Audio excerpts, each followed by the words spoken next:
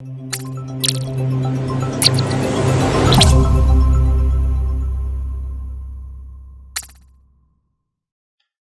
HLS students and welcome everyone. This is the new style of welcome. Yes, literature, some novel, some short story, some poem, and practicing for your individual oral and like that. Yeah, you know the drill. So let's jump in and I show you some sentences. First of all, we are going to read an extract from Us and Them by David Sedaris. Us and Them is about a family, and the narrator is the son of the family in New York, and then they move someplace else. And there is this weird family in the neighborhood without TV. And then they interact with the kids and so on. So this watching TV or not having TV is exactly the same. Of course, there are differences, the technological differences and flow of information and everything. But if someone is always connected, as our unit goes, and the topic of our unit is social interactions. So people who are connected on their phones constantly, they do not talk to each other. They are not interacting in the traditional way, let's say. It's the same as if those old times people had TV and they were sitting next to each other without talking, without anything, just watching the TV. So a family without TV could talk to each other or do some other stuff. The text is supposed to be, the style of the text is humorous. So it is written in a humorous style. Some may find the text and some parts funny. Some may not, because humor is subjective and it's different from one person to another. These 6 sentences are taken from the text, and the paragraph number is at the end for you to know. Before we start reading the extract, let's check these sentences and see if you find them funny first, and if yes or no, why would someone find this as a humor back in the days? Because the book is written years ago. Okay? So, I hope that in walking around after dark, I might witness a murder. But for the most part, our neighbors just sat in their living rooms watching TV. B.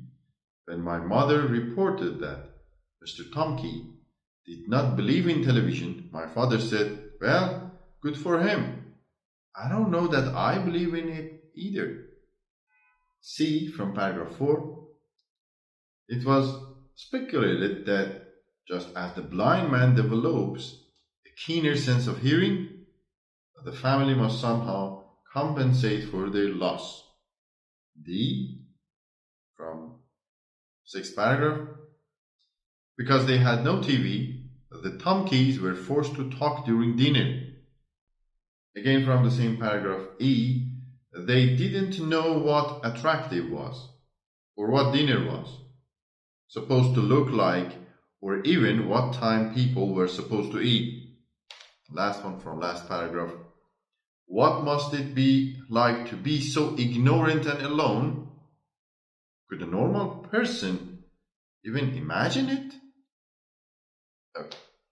So I'm going to, let's read the text together and learn about the entire story. Back in New York State, we had lived in the country with no sidewalks or streetlights. You could leave the house and still be alone. But here, when you looked out the window, you saw other houses and people inside those houses. I hope that in walking around after dark, I might witness a murder, but for the most part, our neighbors just sat in their living rooms watching TV. The only place that seemed truly different was owned by a man named Mr. Tomkey, who did not believe in television. This was told to us by our mother's friend who dropped by one afternoon with a basket of okra. The woman did not editorialize. Rather, she just presented her information, leaving her listener to make of it what she might. Had my mother said, "That's the craziest thing I've ever heard in my life," I assume that the friend would have agreed, and had she said, "Three cheers for Mr. Tomkey," the friend likely would have agreed as well. It was a kind of test, as was the okra.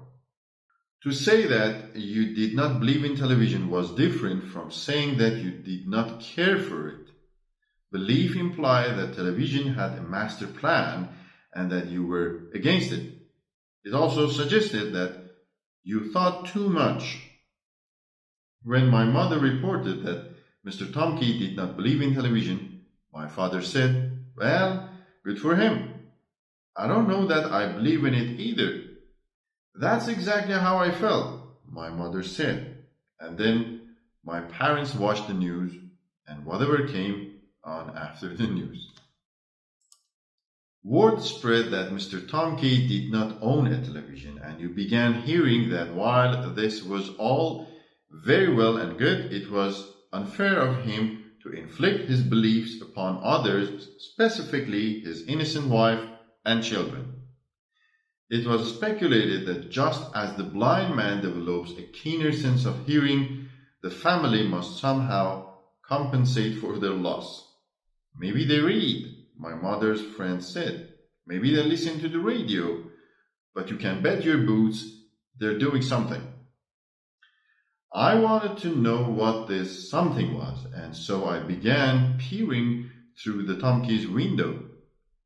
During the day, I would stand across the street from their house, acting as though I were waiting for someone. And at night, when the view was better, and I had less chance of being discovered, I would creep into their yard and hide in the bushes beside their fence. Because they had no TV, the Tomkeys were forced to talk during dinner.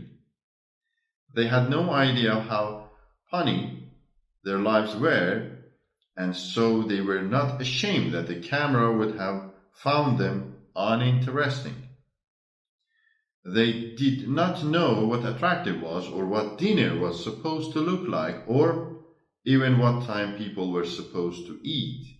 Sometimes they wouldn't sit down until 8 o'clock, long after everyone else had finished doing the dishes. During the meal, Mr. Tomkey would occasionally pound at the table and point at his children with a fork.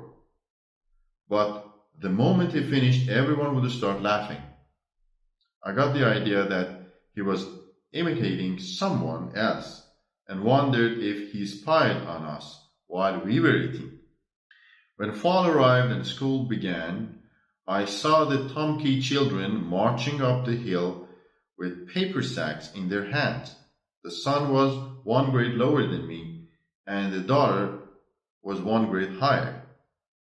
We never spoke, but I would pass them in the halls from time to time and attempt to view the world through their eyes.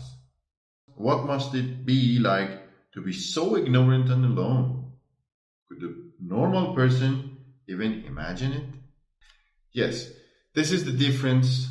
Sometimes some people live in their worlds and find other people weird, and it goes all the way around too. So if you are always on your phone, you find people who don't use their phone weird. How would you survive? It also goes the same way for those people. We talked about the tone of this writing, this extract. And again, if you are interested, because, if I ask you to do, you can just ignore me. Just click and close me. So really, please, if you are interested in the text, go and do a little bit of research on SparkNotes or LitCharts and find out more about this novel by David Sedaris. Thank you so much. Take a good care of yourselves. See you on the next lesson.